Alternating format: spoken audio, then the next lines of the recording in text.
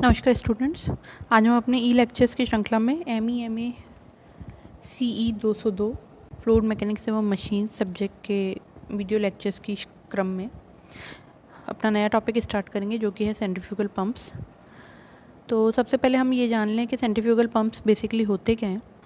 Centrifugal pumps रोटोडायनेमिक pump होते हैं जो कि मैकेनिकल एनर्जी को कन्वर्ट करते हैं काइनेटिक या प्रेशर एनर्जी के अंदर, मतलब कि दूसरी वाटर एनर्जीज के अंदर कन्वर्ट करते हैं। और इनका जो सेंट्रल पार्ट होता है उसको हम इम्पेलर कहते हैं, और इम्पेलर द्वारा ही ये कन्वर्जन किया जाता है। तो उससे पहले हम देखें पंप्स का क्लासिफिकेशन क्या है। पंप्स दो प्रकार के हो सकते हैं, मुख्यतः रोटोडायनेमिक और पॉजिटिव डिस्प्लेसमेंट टाइप। रोटोडायनेमिक में centrifugal and axial flow, and positive displacement में रेसिप्रोकेटिंग एंड रोटेरी टाइप्स। तो हमारे सिलेबस में बेसिकली जो हैं वो सेंट्रीफ्यूगल और रेसिप्रोकेटिंग पंप्स हैं, बाकी प्रकार के पंप हमारे सिलेबस के अंदर नहीं है।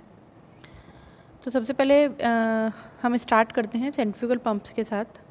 हम देखते हैं कि सेंट्रीफ्यूगल पंप के मुख्य भाग हैं impeller, casing, suction pipe, delivery pipe और प्राइम मूवर। तो पहला जो भाग है वो है इम्पेलर। इम्पेलर को समझने के लिए तीन चित्र की सहायता से हम समझ सकते हैं। इम्पेलर तीन प्रकार का हो सकता है। पहला है close type impeller, second is semi open type, and third one is open type. Close type impeller के अंदर आप देख पा रहे हैं जैसे कि जो इम्पेलर है उसके ऊपर और नीचे दोनों तरफ एक एक प्लेट लगी हुई है, और बीच वाली असेंबली, जो ब्लेड्स वाली असेंबली है, वो दोनों प्लेट्स के बीच में है, उसे हम इम्पेलर कह रहे हैं।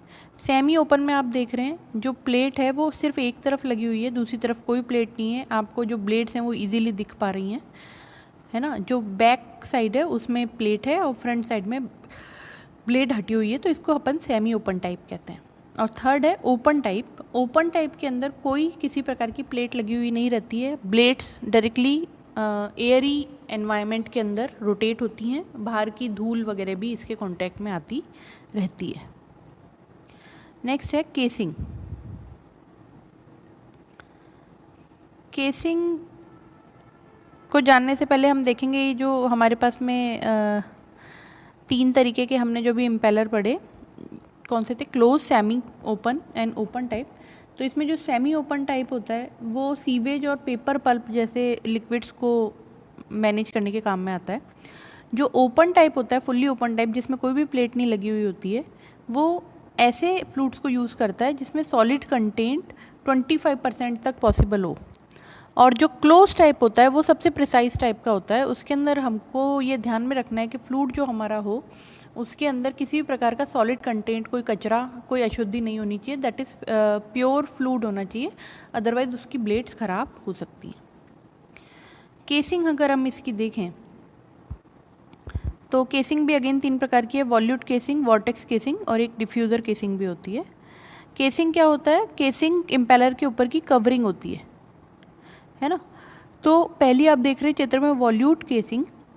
ये वॉल्यूट केसिंग के अंदर आप देख रहे हैं कि बीच में जो ब्लेड्स लगी हुई हैं, ब्लेड्स के चारों तरफ एक डक्टिंग आपको दिखाई दे रही है, जिसमें आप देख पा रहे हैं कि डिस्चार्ज ऊपर से आउट होता है, सेंटर से फ्लूइड अंदर आता है इम्पेलर के अंदर, इम्पेलर में रोटेट होता है सक्शन पाइप के थ्रू, वेन्स के अंदर रोटेट होता है, और रोटेट होने के बाद में आप देख रहे हैं जो केसिंग है उसमें इम्पेलर इस प्रकार से लगा रहता है कि एक तरफ एरिया जो दोनों वॉल्स के बीच में है बिल्कुल कम है और दूसरी तरफ ब्रॉड है।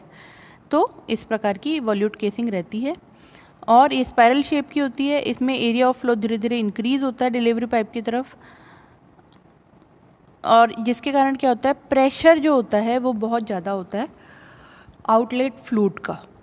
वॉर्टेक्स केसिंग अगर हम देखें, बिल्कुल सिंपल टाइप की आप देख पा रहे हैं। जब भी हम नॉर्मली किसी सेंट्रीफ्यूगल पंप का चित्र बनाते हैं तो हम इसी को बनाते हैं। वॉर्टेक्स केसिंग के अंदर आप देख रहे हैं एक सर्कुलर चैम्बर दिख रहा है आपको, और उसके अंदर इम्पेलर घूमता है, जिसके अंदर लॉस ऑफ एनर्जी होता है एडीज फॉर्मेशन के कारण। और पर जो एफिशिएंसी होती है पंप की वो वॉर्टेक्स केसिंग में ज़्यादा होती है with respect to volute casing. Third type का हमारे पास है डिफ्यूज़र केसिंग। ये मोस्ट इम्पॉर्टेंट टाइप का है। इसमें आउटलेट पे हमको जो फ्लूइड होता है उसकी प्रेशर और वेलोसिटी दोनों प्राप्त होते हैं, इसलिए इसको ज़्यादा यूज़ किया जाता है। इसमें आप देख रहे हैं जो इम्पेलर है और जो केसिंग है उसकी दोनों की वॉल्स आपस में क्या है, सिमिलरली एरिया डिस्ट्रीब्यूटेड हैं सभी तरफ। तो इससे जो फ्लूइड बाहर आता है गाइड ब्लेड्स के थ्रू होता हुआ, उसमें एरिया ऑफ फ्लो इंक्रीज होता है जिससे वेलोसिटी ऑफ फ्लो डिक्रीज होती है, बट प्रेशर लिक्विड इंक्रीज होता है। तो ओवरऑल आउटलेट पे हमको वेलोसिटी और प्रेशर जो रिक्वायर्ड होता है वो प्रॉपर मिल जाता है। इस लेक्चर में इतना ही। धन्यवाद।